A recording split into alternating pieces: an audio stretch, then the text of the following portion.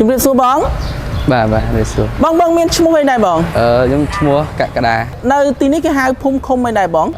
នៅហ្នឹងគេថាភូមិខ្សែតឃុំខ្សែតស្រុកកំពង់រោខេត្តស្វាយរៀងបងចង់ដឹងថាមុននឹងបងប្រើផលិតផលណាកូស៊ីនេះបងមានបញ្ហាលាក់ស៊ីអីដែរបងលាក់ស៊ីច្មោះបងលាក់ស៊ីច្មោះបងហ្នឹងចេះតែធ្វើទុកមិនដែរបងកាលបងមិនទាន់ប្រើ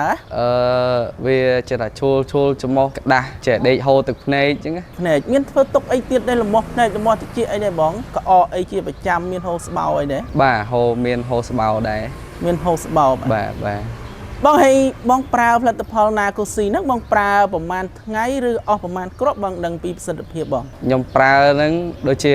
មួយអាទិត្យដឹងពីលទ្ធផលអូបងប្រើមួយអាទិត្យដឹងលទ្ធផលបាទបងប្រើដឹងលទ្ធផលហ្នឹងថាធូរទៅលើអីខ្លះបងប្រើបានមួយអាទិត្យចាប់ដើមវាលែងឈួលច្មោះរហូរទឹកភ្នែកហើយរក្តាស់ហូរស្បោអញ្ចឹងបងបាទអាហ្នឹងធូរអស់ហើយអញ្ចឹងបងបាទហើយបងប្រើអស់ប្រហែលកំប៉ុងហើយបងអស់មួយកំប៉ុងអូអស់មួយកំប៉ុងបានធូរបានជាច្រើនអញ្ចឹងហ៎បងបាទ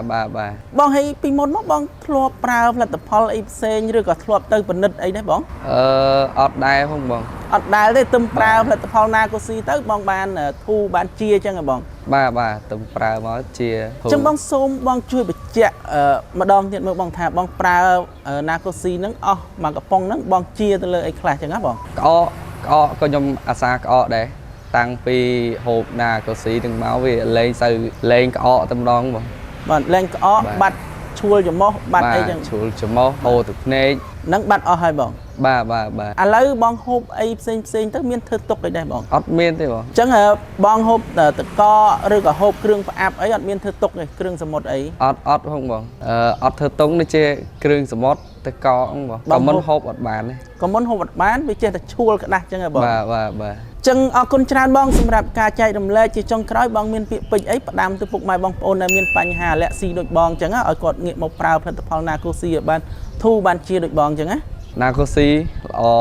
សម្រាប់អ្នកដែលមានបញ្ហាលាក់ស៊ីបាទលាក់ស៊ីច្មោះដូចខ្ញុំជាដើមប្រើទៅវាធូរឃើញលទ្ធផលលឿនរយៈពេលមួយអាទិត្យគឺដឹងលទ្ធផលច្បាស់មែនហើយជាទៅលើអីខ្លះបងជួយប្រាប់ពុកម៉ែបងប្អូនយើងណាបាទជាទៅលើលាក់ស៊ីច្មោះបាត់ក្តាស់បាត់ឈួលច្មោះហូរស្បោហូរទឹកភ្នែកហើយក្អកបាទហើយគេងលក់ស្រួលបាទគេងលក់ស្រួលបាទត្រូវសិនតិចត្រូវអីលែងធ្វើទុកហូបតិចអីលែងធ្វើទុកហ៎បងបាទលែងធ្វើទុកសោះទៅបាទអញ្ចឹងអរគុណច្រើនបងសម្រាប់ការចែករំលែកបងអរគុណច្រើនបងបាទ